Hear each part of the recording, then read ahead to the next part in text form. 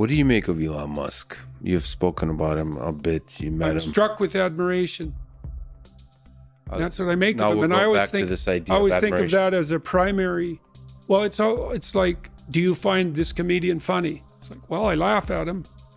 You know what I mean? It's not propositional again. And so there are things I would like to ask Mr. Musk about. The Mars venture, I don't know what he's up to there. It strikes me as absurd in the most fundamental sense, because I think, well, it'd be easier just to build an outpost in the Antarctica or in the desert. Well, how much of the human endeavor is absurd? Well, that's what did Nietzsche say? Great men are seldom credited with their stupidity. Who the hell knows what Musk is up to? I mean, obviously he's building rockets. Now he's motivated because he wants to build a platform for life on Mars. Is that a good idea? Who am I to say? He's building the rockets, man. But I'd like to ask him about it. I would like to see that conversation. I do think that, having talked to him quite a bit offline, I think several of his ideas, like Mars, like humans becoming a multiplanetary species, could be one of the things that human civilization looks back at as, duh, I can't believe he is one of the few people that was really pushing this idea, because it's the obvious thing for society, for life to survive. Yeah, well, it isn't obvious to me that I'm in any position to evaluate Elon Musk. Like, I would like to talk to him and find out what he's up to and why, but I mean, he's an impossible person. What he's done is impossible. All of it. It's like he built an electric car that works. Now, does it work completely, and will it replace gas cars, or should it? I don't know. But if we're going to build electric cars, he seems to be the best at that by a lot. And he more or less did that. People carp about him, but he more or less did that by himself. I know he's very good at distributing responsibility and all of that, but he's the spearhead. And then that was pretty hard. And then he built a rocket at like 1/10 the price of NASA rockets. And then he shot his car out into space. That's pretty hard. And then he's building this boring company, more or less as a, what would you call it? It's this whimsical joke in some sense, but it's not a joke.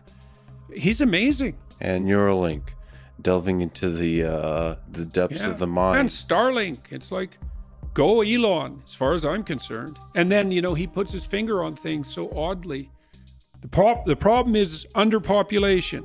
It's like, I think so too. I think it's a terrible problem that the West, for example, is no longer at replacement with regard to birth rate. It means we've abandoned the virgin and the child in a most fundamental sense. It's a bloody catastrophe. And Musk, he sees it clear as can be. It's like, wow. And where everyone else is running around going, oh, there's too many people. It's like, nope. Got that. Not only, see, I've learned that there are falsehoods and lies, and there are anti-truths. And an anti-truth is something that's so preposterous that you couldn't make a claim that's more opposite to the truth. And the claim that there are too many people on the planet is an anti-truth. So, people say, well, you have to accept limits to growth and et cetera. It's like, I have to accept the limits that you're going to impose on me because you're frightened of the future. That's your theory, is it? Okay. So imagine that there's an emergency. Dragon. There's a dragon. Someone comes and says, there's a dragon. I'm the guy to deal with it. That's what the environmentalists say, the radical types who push limits to growth. Then I look at them and I think, okay, is that dragon real or not? That's one question. Well, I ask that question of myself every time when I spend time alone. Is the apocalypse looming on the environmental front? Yes or no? I'll just leave that aside for the time being. I think you can make a case both ways for a bunch of different reasons. And it's not a trivial concern. And we've overfished the oceans terribly. And there are environmental issues that are looming large. Whether climate change is the cardinal one or not is a whole different question, but we won't get into that. That's not the issue. You're clamoring about a dragon. Okay. Why should I listen to you? Well, let's see how you're reacting to the dragon. First of all, you're scared stiff and in a state of panic. That might indicate you're not the man for the job. Second, you're willing to use compulsion to harness other people to fight the dragon for you. So now not only are you terrified, you're a terrified tyrant. So then I would say, well, then you're not the Moses that we need to lead us out of this particular exodus.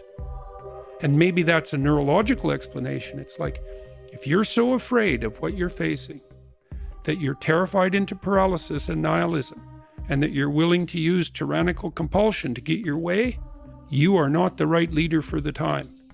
So then I like someone like Bjorn Lomborg or Matt Ridley or Marion Tupy, and they say, well, look, we've got our environmental problems, and maybe you could make a case that there's a Malthusian element in some situations, but fundamentally the track record of the human race is that we learn very fast and faster all the time to do more with less, and we've got this. And I think yes to that idea. And I think about it in a fundamental way. It's like, I trust Lomborg, trust Tupy, trust Matt Ridley. They've thought about these things deeply. They're not just saying, oh, the environment doesn't matter, whatever the environment is. You know, the environment, I don't even know what that is. That's everything, the environment. I'm concerned about the environment. It's like, how is that different than saying I'm worried about everything?